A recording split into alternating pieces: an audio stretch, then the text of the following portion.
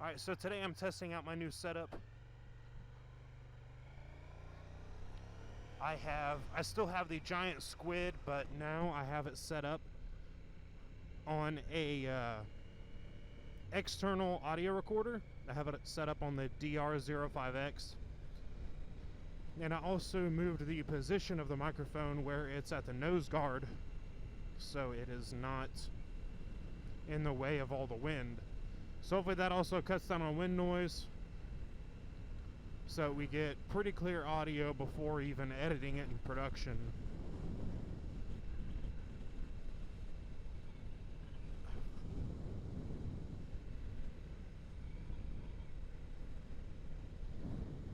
So this is going to be a general audio test for how this mic sounds.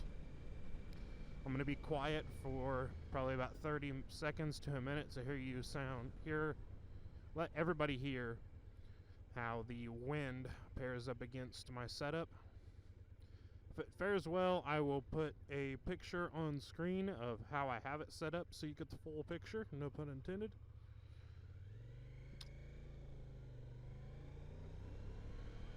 And I will just state my speeds as I'm driving. So this is with my visor cracked just slightly, just above the pin lock, because it's fogging up right now and it's cold outside, so I gotta crack it a little bit. We're going 55 miles an hour.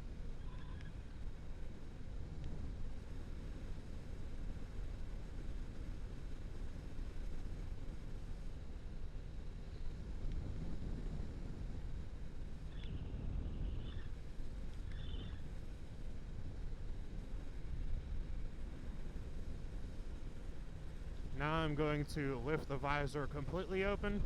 Still 55 miles an hour. Visor's fully open.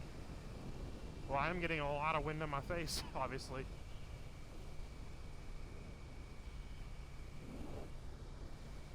But from the test I did the other day, the mic actually does a pretty good job, especially, I'm assuming the location is what helps it. I'm also putting it in mono, so we don't get sound all the way around. I think that kind of helps with the wind noise as well, putting it in mono instead of stereo. Alright, it's cold, so I'm going to put the visor back down to just cracked.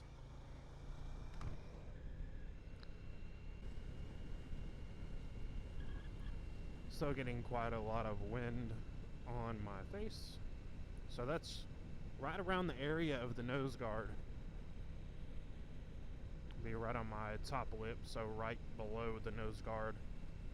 I get quite a bit of air right there, and there's vents directly below the nose guard. The idea is to kind of put it in, it's like a cavity, you would say. It's like a cutout for your nose, and it's kind of like a hole in the background, kind of like an igloo type deal, if you want to call it that. Basically a wall between my my nose and the outside of the helmet. It's just a straight up and down wall that has kind of a curve to it to form to your nose.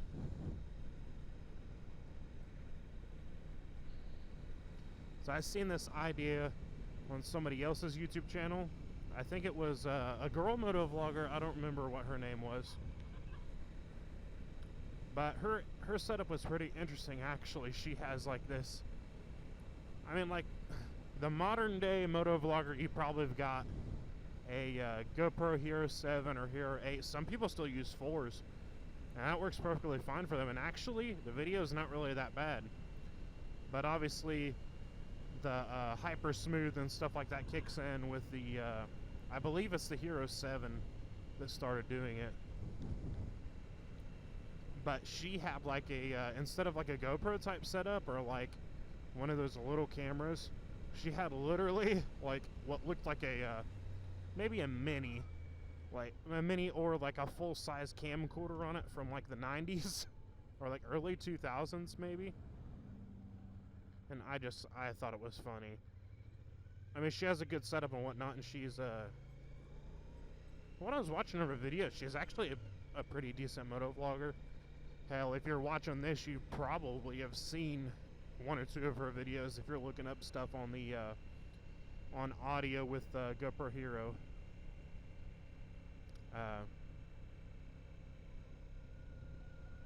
And from my experience, going from the GoPro's adapter that you have to pay like $100 for, it was $50 or $100.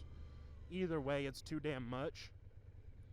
It is way better to spend $50 or $60 on a recorder. The only caveat to that is your setup's not going to be as clean. Your helmet setup, you're going to have a cord running from your helmet to your screen recorder, your audio recorder. So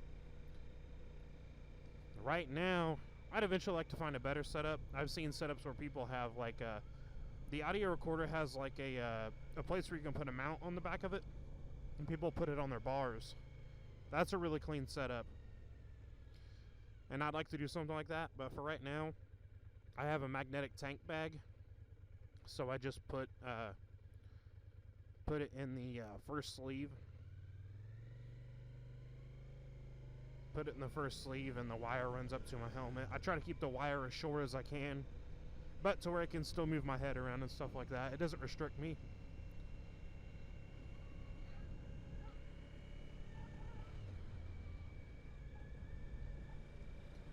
But I'm just on this journey to try and find some pretty decent audio for myself,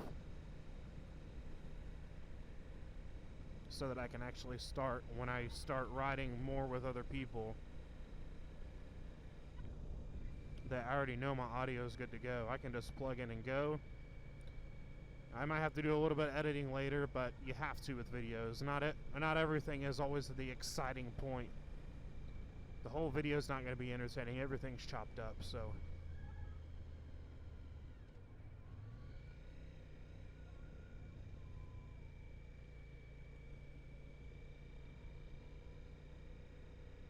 But I want this to be as raw as possible. I might put it up with no editing at all, or save part of the video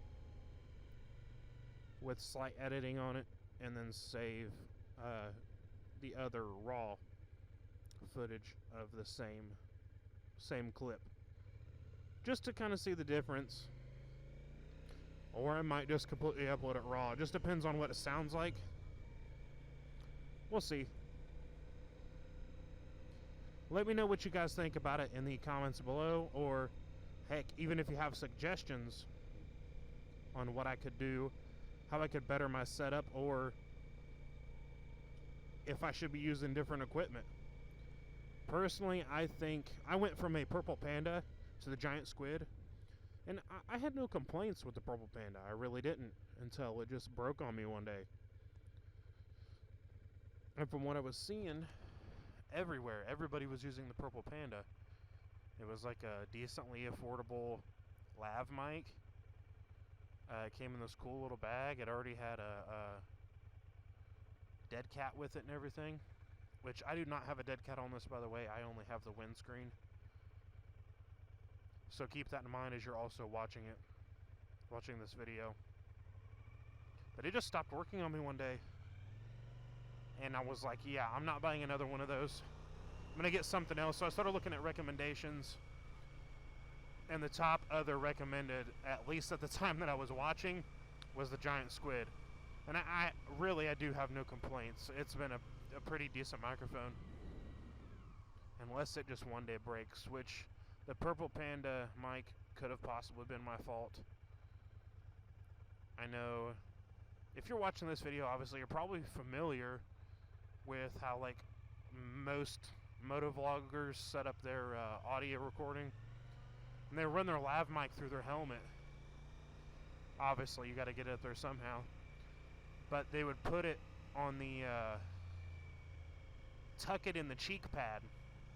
We have your wire that runs to your mic, your actual mic, and I always found myself readjusting it and pushing it further back into the cheek pad because it would fall out. I think I either might have done that too many times or I might have done it too hard one time, and it either broke the wires on the inside or broke the internals of that microphone. Because I didn't know this until I broke it, but lav mics are pretty sensitive. I should have thought about that, because, you know, it is a small microphone. It's gonna be, it's not gonna be a fucking powerhouse, but, you know.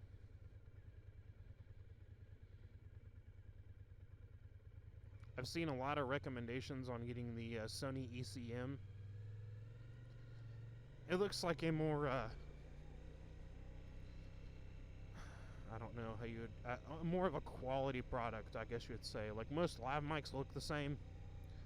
They're just a standard black mic. And the Sony ECM is like this, I believe it's silver, and it's just it's like an elongated slim mic. And I don't know, I didn't see videos on that mic before I'd bought the giant squid. I feel like if I would have, I probably would have went with that one.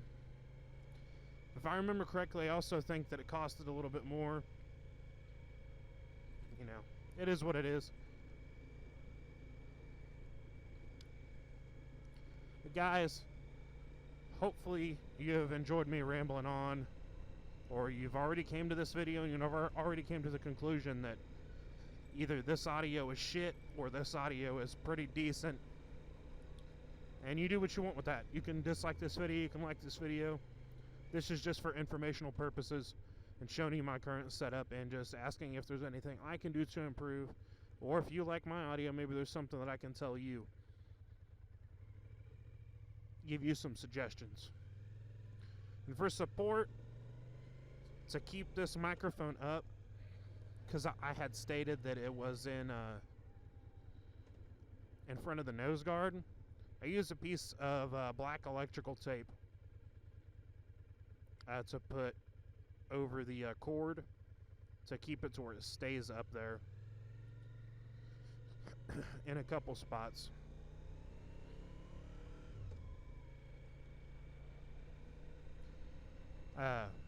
My fear was actually using the lav mic clip. It's just another object you have to have in your helmet. And two, I didn't know if it was going to poke up against my face, this and that and whatever. I think I also got to think safety terms. If I was to fall in a motorcycle accident and hit my face, that thing's probably going in my face. So there's another thought right there. But then yet again, my GoPro would go in my face too. So, to each their own. Alright, thank you guys for watching this video. If you liked it, please like, comment, subscribe. If you disliked it, please dislike it and never watch my videos again. I will see you guys in the next one.